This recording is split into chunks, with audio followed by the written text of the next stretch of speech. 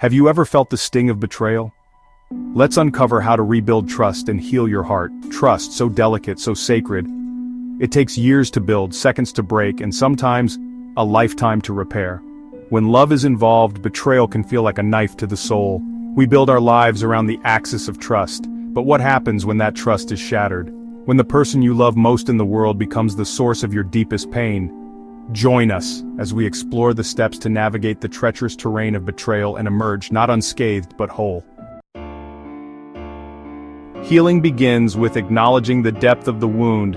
Ignoring the betrayal, pretending the pain isn't real, is like building a house on sand. Pain ignored doesn't vanish, it festers, it burrows deep, poisoning our hearts and minds. Instead of running from the pain, what if we faced it with open arms? What if we allowed ourselves to feel it fully? Acknowledging the pain is not weakness, it's the first act of courage on the road to healing. It's about honoring our experiences, giving ourselves space to process complex emotions. Think of it like tending to a physical wound. You wouldn't ignore a deep cut, would you? No, you'd clean it, bandage it, and give it time to heal. The same principle applies to emotional wounds. We need to acknowledge the hurt, tend to it with care, and allow it time to mend. There will be good days and bad days, moments of hope and waves of despair. But by acknowledging the pain, by sitting with the discomfort, you're taking the first step toward reclaiming your story.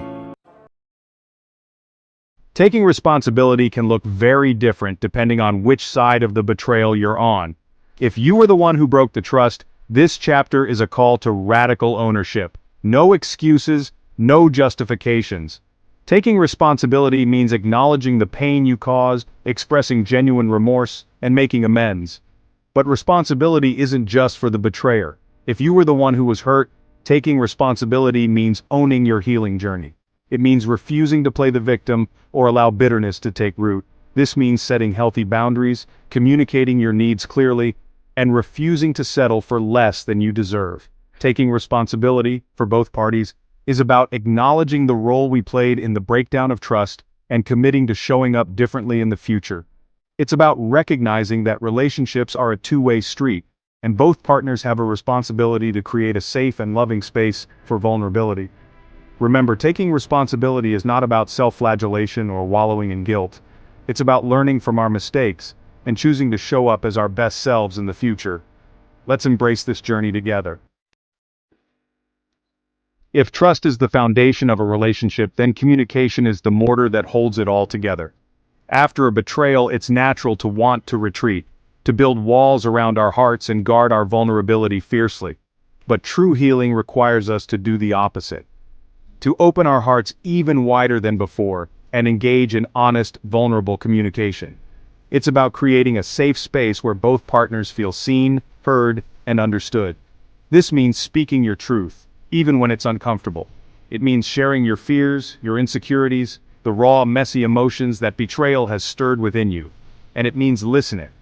Truly listening, with an open heart and a willingness to understand your partner's perspective. Open communication allows us to see each other more clearly, to understand each other more deeply, and to build a love that is rooted in authenticity and vulnerability. Trust, once broken, is not rebuilt overnight. It's a slow, deliberate process, like carefully piecing together a shattered vase. One of the most crucial elements in this journey is establishing clear, healthy boundaries.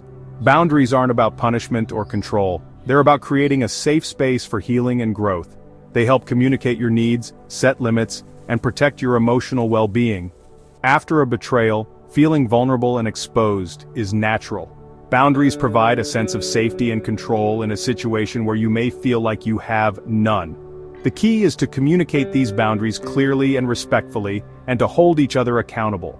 Remember, boundaries aren't about controlling your partner, they're about protecting yourself and creating a foundation of trust. As you navigate this new terrain, remember to rebuild slowly. Trust, like a delicate flower, needs time to bloom again. By establishing healthy boundaries and rebuilding slowly, brick by brick, you're creating a foundation for a love that is stronger, more resilient, and more beautiful for having weathered the storm. Forgiveness isn't just a gift for the one who hurt you, it's a profound gift for yourself. It's about freeing your heart from the chains of anger, resentment, and bitterness, and embracing love and compassion. Forgiveness doesn't mean excusing the betrayal or pretending it never happened. It doesn't mean erasing the pain or downplaying the hurt. It means choosing to let go of the negative emotions that anchor you to the past. But here's the key. Forgiving doesn't mean forgetting the lessons learned. The agony of betrayal, as intense as it is, can be a powerful teacher. It can teach us about our boundaries, our non-negotiables in relationships, and the qualities we cherish in a partner. So, as you walk the path of forgiveness, remember it's a journey, not a destination. There will be days when forgiveness feels close, and others when it seems far away. And as you navigate this journey, remember you are not alone. Reach out to trusted friends, family, or a therapist. Allow yourself to be vulnerable, share your story, and receive the support you need to heal. Trust after betrayal is like a shattered mirror. You can piece it back together, but the cracks remain as a testament to survival. And perhaps, just perhaps, those cracks make the reflection more honest, more beautiful. So if you choose to stay and rebuild, remember, love is not just about avoiding pain but about holding hands through the storm and declaring, we are stronger than what tried to break us. Because love, true love, isn't about never falling, it's about rising together. If you found this video inspiring, please like, share, and subscribe for more uplifting content.